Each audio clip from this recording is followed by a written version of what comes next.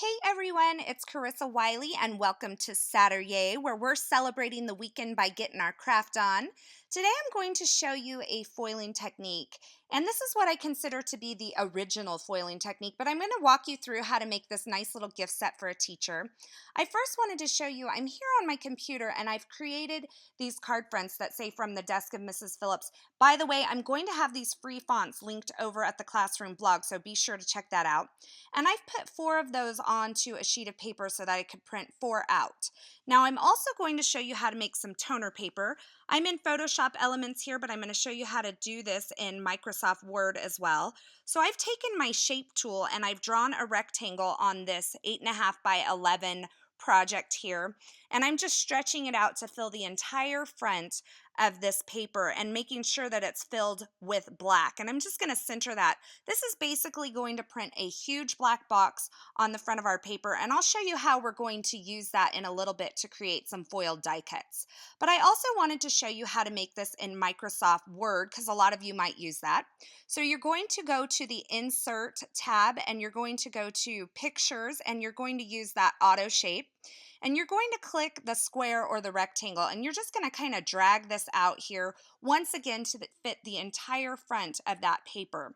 Now you're going to right click this because you want to actually change the color to black. So you're going to format it and you're going to choose this black color here. And I put no line, it probably really doesn't matter, but basically you end up with this big black box. Now I've taken these and I've printed them out on a laser printer. Now it's very important, you have to use a laser printer. An inkjet printer won't work for this because what happens is the toner reacts with the foil to make it stick. So here is my big black piece of toner paper and you saw my card fronts there. I'm going to go ahead and I've put 4 of these on one sheet. I've printed them out on some 80-pound Neenah Solar White cardstock, so some good cardstock I'm using here.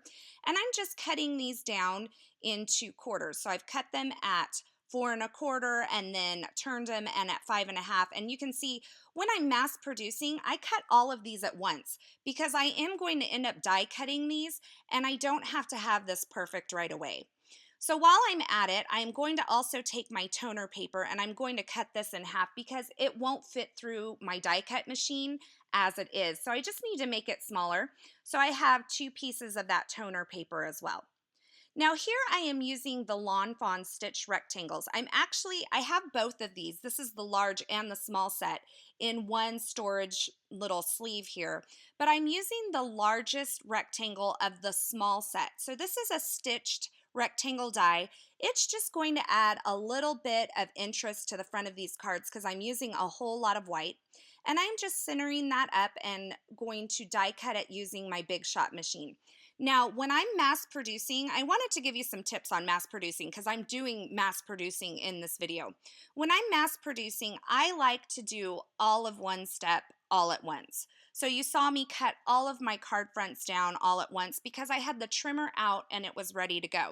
Now I'm going to do all of my die cutting at once. So I kind of get in this groove and I just kind of bang it all out. Now here's that toner paper. I am using a die from Clearly Besotted. This is the Best Teacher die. It's basically a little apple. And I'm going to cut this out of the toner paper and I'm going to cut it out several times.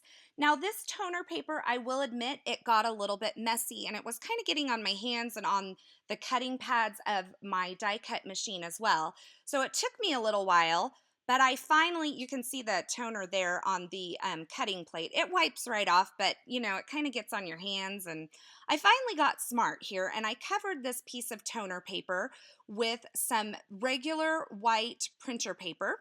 So this protects the surface of my cutting pad, and it's also going to protect me from getting the toner on my fingers because then I'm going to have a mess and put it all over my project. I'm actually cutting this from the back side because I decided I wanted my apples to face the other way. And also it worked better because the crease that it left in my apple didn't quite foil very well. So cutting them from the back eliminates that crease. And you can see I've cut through both of the layers here, and then I can just peel off that white layer of computer paper and it's ready to foil. Now for the foiling technique, I am using the Mink Mini. This is by Heidi Swap, and you just turn it on the back by clicking that lever over, and then you're going to select your setting.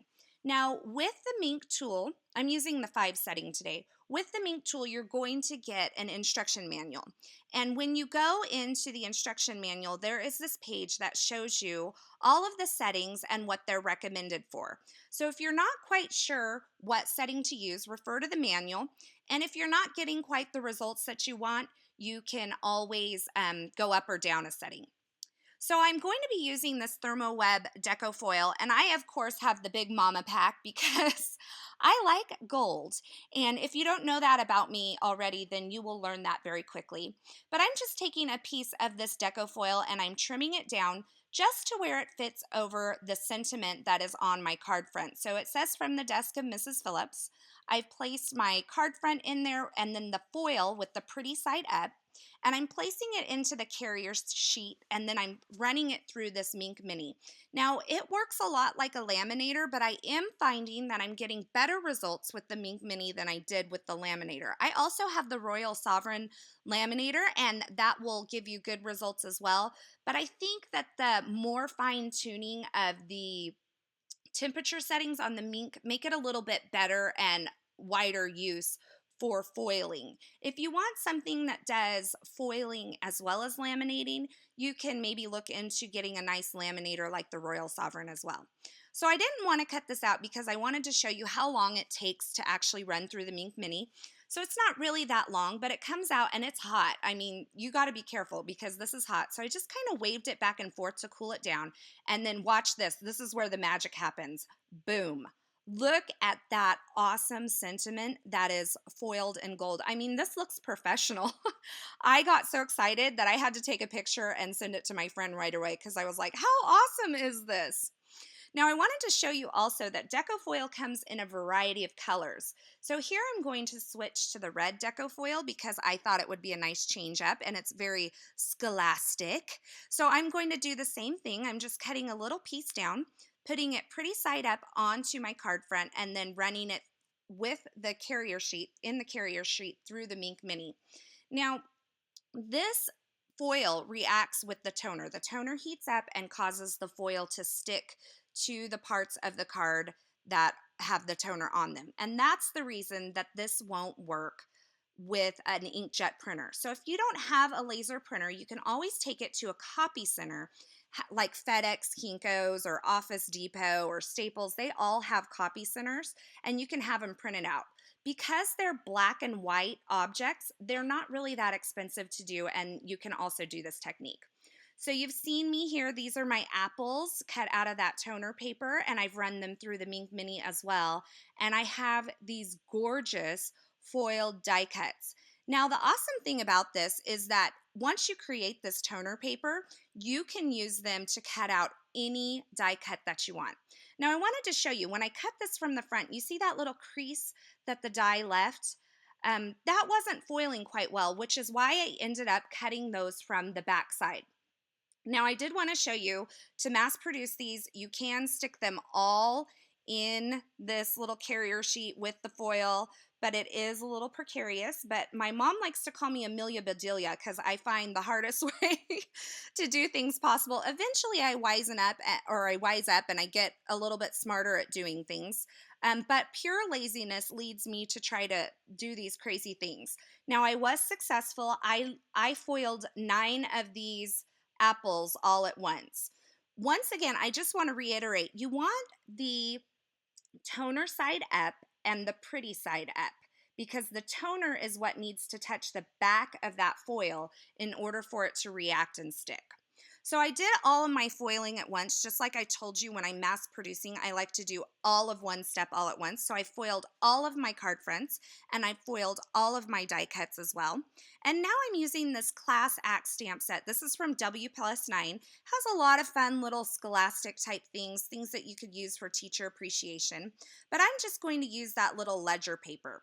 But I need to cut some papers down in order to fit that. So I'm using vellum as well as some Neenah Solar White 80-pound cardstock, and you can see that I'm cutting them together. They don't have to be perfect because they're going to be layered up at an angle and nobody's going to know if they're exactly perfect, but I'm cutting these at 2 1/4 by 2 3/4. And once again, mass producing, I like to save time, so like I said, I'm cutting both of these layers at once. And you're gonna see that I get 4 of these little papers out of one strip of the Nina Solar White. And I'm going to go, once I have them all cut out, I've set the vellum layer aside on another stack, and I'm just going to stamp all of these Nina Solar Whites with some soft pull ink and that ledger paper from the W+9 stamp set. This is just a fun little accent, and it's going to offer a landing place for my foiled die cut. Now, I decided I also wanted to add some cute little tags to the apple. So I'm cutting these 1/2 inch strips, but if you'll notice, I'm using this Nina Sol or Desert Storm cardstock. If you notice that when I am running these through the trimmer, I'm not cutting all the way through. That's because when I turn this, I'm going to be able to cut a whole bunch of these little tags at once. I decided rather than use a die cut that I would just hand cut these tags, and it's really not that difficult. So you see all my little fringy layers there. They're all connected because I didn't cut all the way up to the top of that piece of cardstock. And now I'm just going to cut these out at 3 inches. So I believe they're, or 3/4 of an inch. I believe they're a 1/2 inch by 3/4 of an inch. And you see that I'm cutting like 6 of these at once or something like that. And once I get all those little pieces cut, I'm just going to trim off the corners to make a little tag shape out of these. Once again, they don't have to be perfect because the top of that tag is going to be covered by a little bit of twine anyway, so it's going to disguise any imperfections in my hand cut tags. So I have all of my little tiny tags cut. I have all of my die cuts ready to go and foiled. And now I am just going to take and add the foam adhesive to all of my pieces. Once again, like I said, when I'm mass producing, I like to do all of the same step at once. Now, also mass producing, I recommend using what I call fast adhesives, things that are really quick and easy to use. A liquid adhesive is fine, but it's not fast. You can see that this foam adhesive, I'm just putting it on there and tearing. I have a big old piece in my hand and it makes it go really quick. So I'm adding all the foam adhesive to the back of those stamped little ledger pieces and as well as the back of all of those vellum pieces. And I'm going to stack them all up at an angle. So one piece of the Solar White stamped piece, the little ledger paper, and then one piece of the vellum. And then I'm going to place it onto my card front.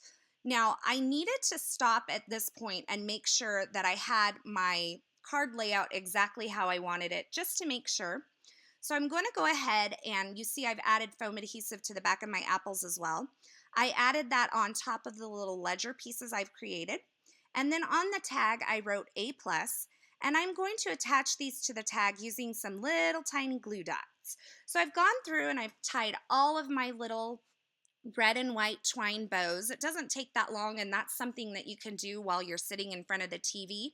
And I'm going to attach this to the apple using some little mini glue dots. Now I'm just taking all of my Nina Solar White 110-pound cardstock. I've cut it all down to 4¼ inches by 11, and I'm making all of my card bases all at once. So I've scored them at 5½, and I'm using my Teflon bone folder just to reinforce those creases, and then I'll have all of my card bases ready to go. Now these card fronts, I have all of my little ledger paper attached. I am adding those on also with a layer of foam adhesive, just to add a little bit more dimension.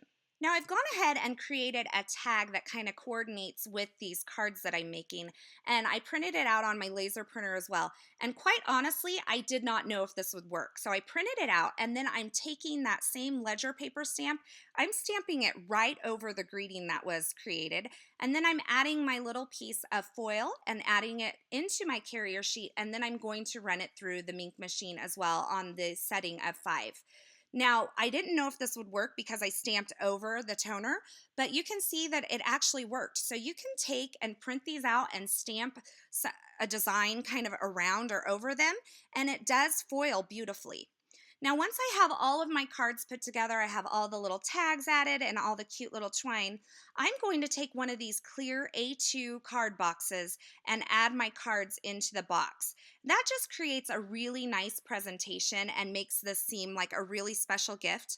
And then I've added some more of that red and white twine around the box, and I will attach my tag to the front as well. Now the tag is cut using some My Favorite Things traditional tags, but they're stitched. So that stitched element ties in to the stitched card front that's on these cards as well. So that completes my really fun personalized note card set that you can use at teacher appreciation time or back to school time like it is here. And since this is really so customizable, you can make these in whatever theme that you want. As always, I've linked all the products used in this project over at the Classroom blog, and I'll include a link to that blog post below. And don't forget to share what you're making this Satur-YAY on Instagram and use the hashtag #EllenHutsonSatur-YAY so we can see what you're making as you get your craft on this weekend. I hope you enjoyed this video, and until next time, I hope you have a fabulous day.